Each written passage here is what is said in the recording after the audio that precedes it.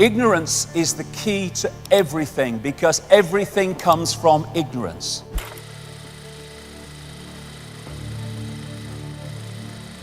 And when you look around the world, that is what we have overwhelmingly, virtually everywhere. What we will challenge, what we will accept, what we will respond to, what we will ignore, all comes from ignorance.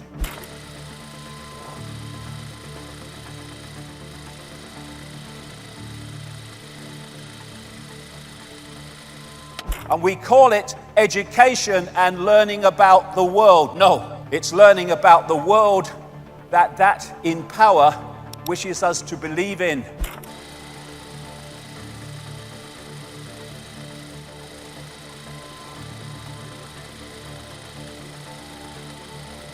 In America, they keep having to tell the people they're free every 5 minutes because they might otherwise suss that they're not.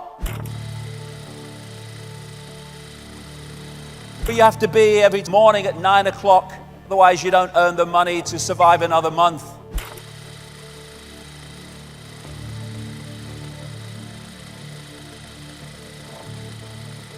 That's not true of everybody, but the vast majority of people every morning around the world get up out of bed, if they have one, and go to do something they'd really rather not do, but they got to pay the rent, so they got to do it.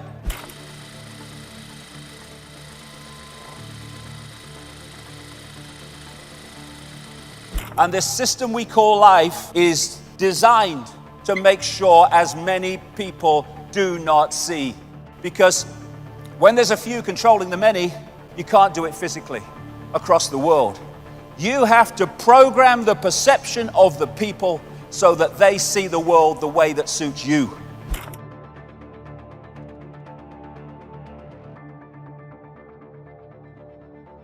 They don't call it television programming for nothing. Television programming.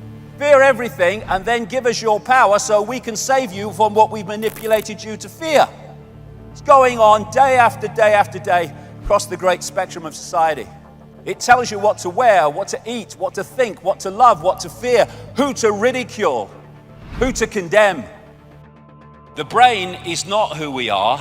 It is a processor of information and a communicator of information. Looking for consciousness in the brain is like looking inside a radio for the announcer. The radio is just decoding information. That's what the brain body is doing. We are conscious in a very narrow band we call conscious. That's what we perceive and think we're awake. But beyond that is the unconscious, the subconscious, which goes on and on into infinity. And the idea is to isolate the conscious from the greater self. What we are in this reality is simply a point of attention which the body focuses into a tiny range of frequencies we call the world. I'll get into that in a second. Consciousness is like the ocean. It's the same substance, but it is far more limited. Like ice is the same substance as water, but it's in a completely different and more limited state. When you look at the oceans, they say it's the South China Sea, they say it's the South Atlantic, the Indian Ocean, the North Atlantic. Same bloody water, same water.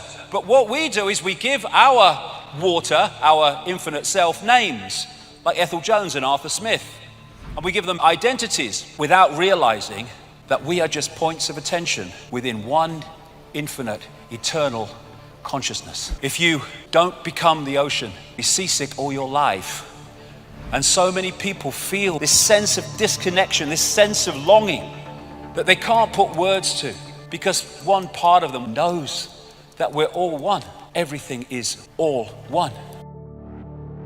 If you wish to understand the universe, said Tesla, think of energy, frequency, and vibration. Exactly. Our point of attention holds us in this reality unless we're open to consciousness. Because what happens is if you come into this reality, this visible light reality, and you hold that connection to consciousness beyond this reality, you have everything you need.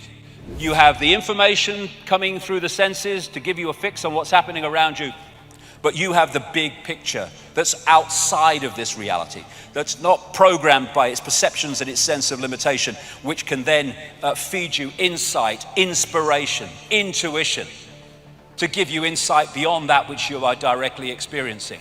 But most people are caught in the program, which they think is real and they think is all there is to see. When you put a disk in a computer, it's information. The computer is information. It decodes the information. One part of information is encoded to be decoded. One information source is encoded to decode.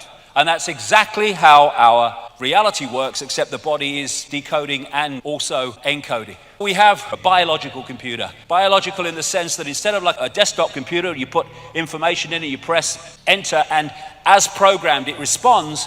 A biological computer has the ability to assess information and make decisions about it, which is what the immune system is doing all the time, 24/7, without any input from us. Form is in formation. But we come into the realms of form, and form is created from information. If you look at the body, it's just like a computer in basic sense. When a computer don't work anymore, won't switch on, what do you say? My computer's dead. It goes into sleep mode to save energy. It has an antivirus system. That's our immune system. Best antivirus system ever. The brain is the central processing unit. And then you have DNA, which is basically the hard drive. And the senses are decoding systems, decoding information into a form that the brain can decode. The senses are taking waveform information, vibrational information, they're turning into electrical information, they are communicating it to the brain, which then decodes that into a sense of reality we call the world we live in. The world that we think we're living in exists there. And worth thinking on this. If you can manipulate the sense of reality of that and the way that decodes that information, you are dictating the experienced reality of the target population. And that's what's happening all the time. What the media's doing, and most of them don't even realize it, they're telling you what you're looking at. Keep people in ignorance. Create preoccupations and you lower defenses. Give out less cash and more credit and you trigger more self-indulgence and social engineering data. It's all a bloody mind game, and there are various techniques that are used all the time to push this agenda on by manipulating our perceptions. If you take the human organism into a technological level of control, the ability of that to access that becomes almost unimaginable. That's the idea. But the bottom line is, the difference between the world we live in and the world that we can live in is whether our society is conscious or unconscious, because unconsciousness is going to get us here, so consciousness must take us somewhere else. It's about becoming conscious. The question is, how do you become conscious? Well, you disconnect from the program and then you automatically are conscious. We need to take our perception back.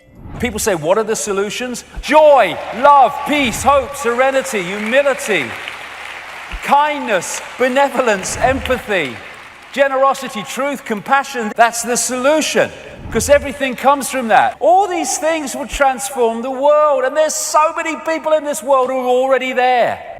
What we need to do in a holographic out expression of this changing consciousness will naturally come from the changing consciousness. Changing consciousness is what we need. It is just a choice. But people often don't make the choice. We accept the imposition of belief from other people, whether it's parents or academics. No. Blank sheet of paper. I decide, the I decides what goes on that paper. In other words, what I accept as my reality. I don't care how many letters you've got after your name. I don't care if you're freaking famous. I don't know who you are. I don't care if you're my mother and father who are trying to impose their belief system upon me. I am infinite awareness. I will decide what my belief is and how I perceive reality. And that breaks out of this program of responding to how others tell us we should be. When we choose not to fall into the program, then we start to make a positive difference in the world, because by disconnecting from the program, we are taking its power away, one by one by one. Can you remember who you were before the world told you what you should be? That's a starting point. Let's now, from this point, start to be who we are and not what the world is telling us we should be.